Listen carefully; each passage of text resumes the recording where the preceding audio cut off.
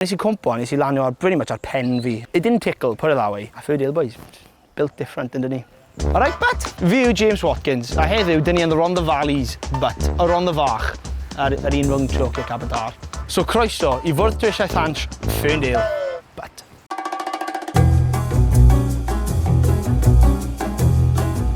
Enw Cymraeg y lle di Glynwyr Dynog. Cafodd ei enwi ar ôl rhyw fferm oedd yma cyn y Pyllau Glo. Or at least that's what Wikipedia said. It's a made-up tale. Unwaith oedd y glo yn dechrau cael ei maino, oedd pobl yn symud i'r ardal ac erbyn falle 1880 fi'n credu, oedd y lle digon brysur I cymaru a Smokers Club ar nos Sadwrn. Dyma lle mae'r action I gyd, y High Street, sydd yma marn I, High Street gorau'r Valleys, well y troci, nothing on us. Mae dyn ni co-op, mae dyn ni spa, mae dyn ni news agents, mae dyn ni siop blodau. O, mae yna American Nails shop fyd, lle mae fe'n American prices, Valleys quality. So yeah. Mae hefyd dyn ni Chippy, sef cyn y pandemic, oedd yma ond un lle I fynd, sef Margatelli's, sydd wedi bod yma ers o'r 80au. Look at the tiles. Nice. Ond yn Jenny Mawr oedd rhaid fi cau yn ystod y pandemic. So erbyn heddiw, mae yma ond un place I fynd, sef Corner Place. Ac, say quietly, mae fe'n well yn Margatelli's. I fi, mae fe dal yn Corner Place, achos mae fe'n place ar gornel, so, I mean, dwi'n mynd I newid enw'r lle. So dyma'r stryd mwyaf iconic yng Nghymru, wel, ail os chi'n cyfri stryd Stacey o Gafon a Stacey. So ie, dyma lle oedd nhw'n ffilm o Stella, chi'n cofio hwnna? Sdim lot yn. Ond I ni yn Ferndale, mae Stella, big deal. Darren Park, where boys become men, neu 30-year-olds the vape addiction. Os ydych chi'n dda ar astro, mae ydych chi celebrity status di llun yn yr ysgol. A wedyn, pob bore di Sul, pan o'n i'n iau, oedd y Champions League final ymlaen, lle mae Ferndale yn chwarae pwy bynnag. A chances are, o'n i'n colli.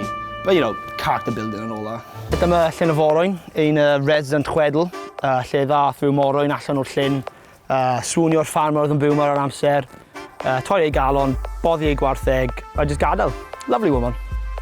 Nelferch yw ei enw, edrych arni, mae hi'n, unreal. Mae fe'n cyfieithu beautiful girl yn Saesneg. I mean, it'd be great if I had a joke about her boobs, wouldn't it? Oh my God, he went there. Oedd arfer dyn ni cychod ar y llyn, way back when, ond o bob sôn oedd rhywun taro cwch da'r bel o'r 5-a-side pitch a boddi fe. So fe rath o, like, mini Titanic a fe'n, you know, dyna fe. A does neb rili'n gwybod faint o'r dwfn di'r llyn chwaith, ac os bod nhw'n gweud bo nhw, as in, you know, straight up liar. Yeah, dyma'r pubs ar y hill, lle mae dyn ni yr imps lan o fanna. Chi'n gallu rolio lawr wedyn i'r Conservative Club. Chi'n gallu rolio lawr i'r band a wedyn rolio fan i lawr i'r Boys Club, lle os ydych chi'n benni lan yn y Boys Club, you know you've done wrong. Dwi'n cofio pan nes I weddallo fi yn cwmpo mas o mae'n steaming efallai 11 gloch y nos. Yeah, oedd fi basically helpu hi tuag at y bryn lle oedd hi'n byw. Ond you bet ges I point clod di llun, you know. Bach o hash money, chi'n gwybod? Croeso I canolfan hamdden o Rhondda Fach. Lle mae'r gym erbyn heddiw, falle 5 mlynedd yn ôl oedd yna pwll na, ac oedd yna slide oedd yn dod mas, lle mae'r drws yma oedd yn dod mas a nôl mewn, ac official reason nath e cau oedd achos oedd yn rhydd I redeg, ond rhyw has e, nath rhywun cachu ar ben y slide, a wedyn ath e lawr a malu'r pipes. So, you know, talk about a party pooper. Erbyn heddiw, mae'r lle yn llawn jiwsed a riffraff lleol sy'n dod mewn I trio prynu rhywbeth o'r vending machine. So yeah, fi gobeithio bod chi wedi joio'ch amser yn Ferndale. It's not quite Philadelphia, it's definitely not always sunny. It's a bit of a shithole, but you know, it's our shithole, and we love it. Diolch yn fawr.